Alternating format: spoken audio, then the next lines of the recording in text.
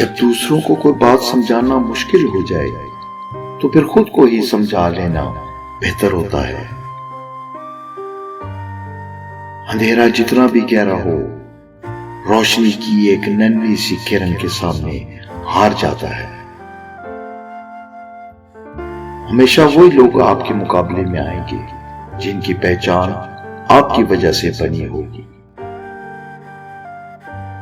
زندگی کے پہلے 40 سال ہمیں متن دیتے ہیں، اگلے 30 سال اس پر تبصرہ کرنے کے لیے ہوتے ہیں۔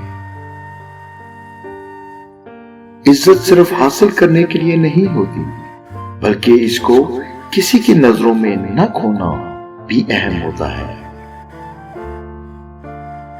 پیار، اعتبار اور تہاڑ میں کبھی ڈنڈی نہ مارنا، سونا بن جاؤ گے۔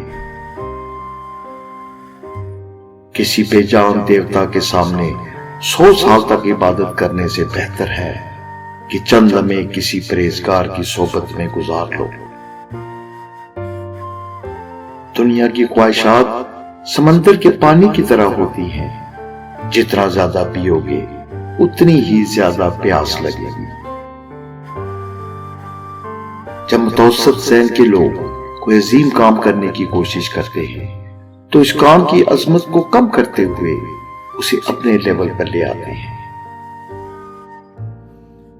اگر تنقید ہی کرنی ہے تو نرم لہجے میں کریں، کیونکہ نرم لہجہ ضمیر کو جگاتا ہے، لیکن سخت لہجہ انا کو جھنجھوڑ دیتا ہے۔